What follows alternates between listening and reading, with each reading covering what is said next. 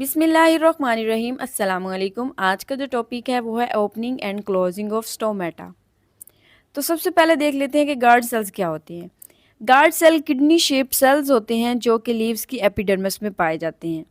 These guard cells function as a multi sensory hydraulic valves. Guard cells multi sensory hydraulic valves के तौर पे काम करते हैं। मल्टी सेंसरी का क्या मतलब है कि मल्टीपल फैक्टर्स को सेंस करने की एबिलिटी है इनमें, जिसमें इन्वायरमेंटल कुछ फैक्टर्स शामिल हैं। लाइट है, टेम्परेचर है, कार्बन डाइऑक्साइड है and even humidity are sensed by these guard cells. जब ये सेंस करते हैं तो कोई ना कोई स्टोमेटल रिस्पॉन्स आता है। स्टोमेटल रिस्पॉन्स में क्या होगा, या तो स्टोमेटा ओपन हो जाएंगे या फिर स्टोमेटा क्लोज हो जाएंगे।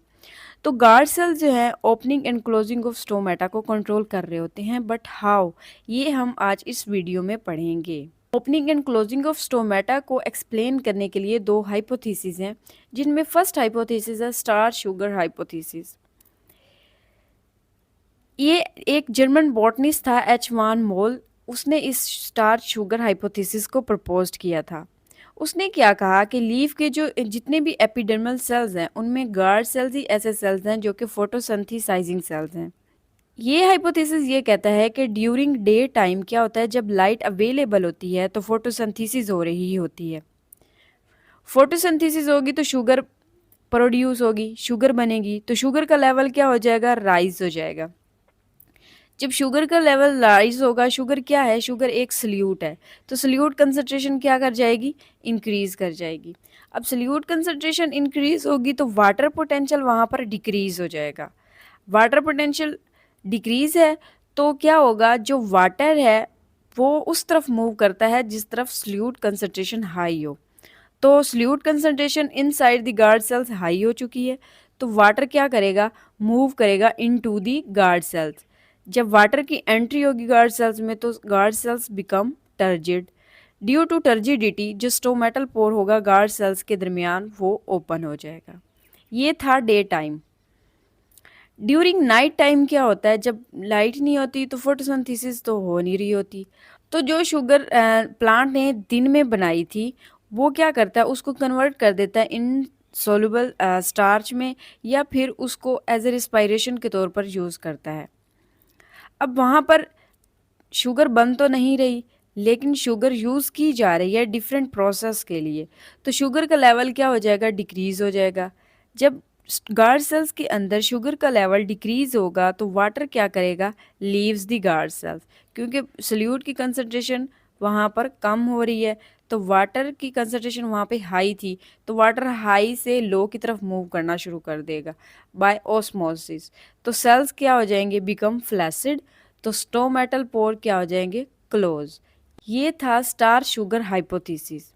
यहाँ पर स्टोमेटल पोर ओपन है क्योंकि यहाँ पर इन गार्ड सेल्स के अंदर सल्यूट की जो कंसंट्रेशन है वो हाई है और जो वाटर है वो into the guard cell move कर रहा है। यहाँ पर स्टोमेटा क्लोज हो चुकी हैं, इसका मतलब ये है कि यहाँ पर जो शुगर लेवल है वो डिक्रीज हो चुका है और वाटर क्या कर रहा है, लीव दी गार्ड सेल्स। सेकेंड हाइपोथेसिस क्या है, influx of potassium ions. Influx अगर हम डे टाइम और नाइट टाइम के रेफरेंस से देखें तो क्या होता है, डे टाइम में क्या होता है, पोटाशियम आयंस का इन्फ्लक्स होता है। फोटोसिंथेसिस होती है तो एटीपी बनती है सनलाइट में। अब ये एटीपी क्या करती है, ये पोटाशियम पंप जो होता है उसको ड्राइव करती है। पोटाशियम पंप क्या करेगा, एटीपी को यूज़ करते हुए पोटाशियम को सेल के बाहर से गार्ड सेल्स के अंदर की तरफ ले आएगा, तो वहाँ पर पोटाशियम लेवल इंक्रीज़ कर जाएगा, तो वाटर पोटेंशियल डिक्रीज़ हो जाएगा।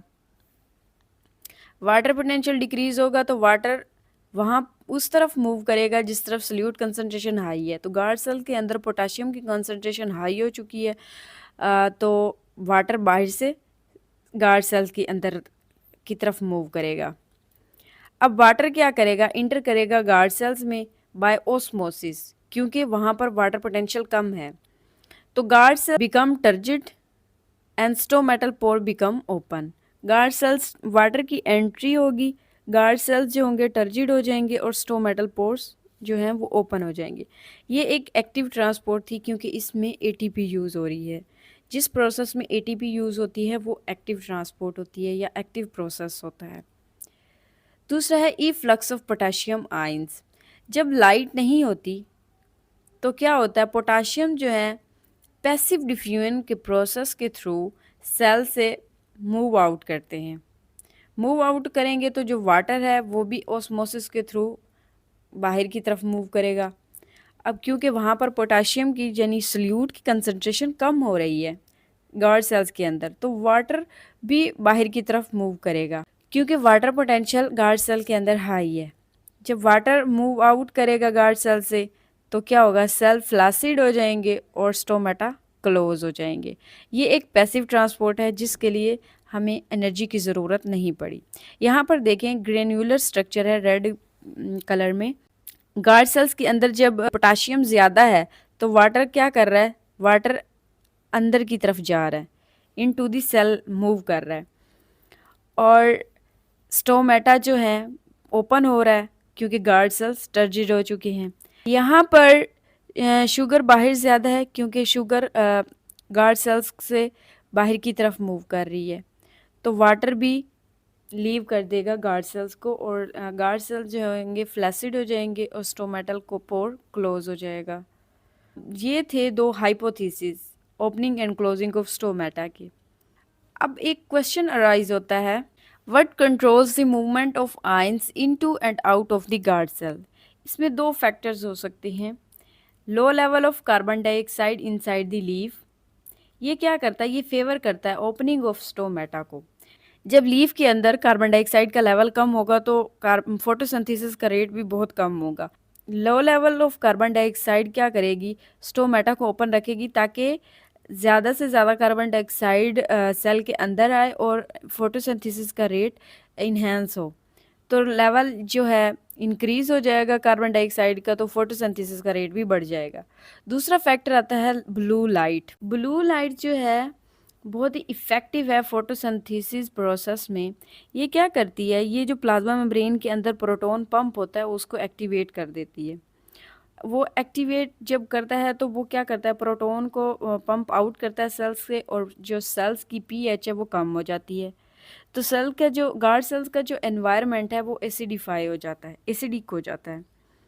अब एसिडिक हो जाएगा तो जो गार्ड सेल्स की पोटाशियम की अपटेक है वो बढ़ जाएगी। अब वाटर अपटेक भी इंक्रीज हो जाएगी। तो जब वाटर इंटर करेगा सेल्स के अंदर तो सेल जो होगा वो टर्जिड हो जाएगा।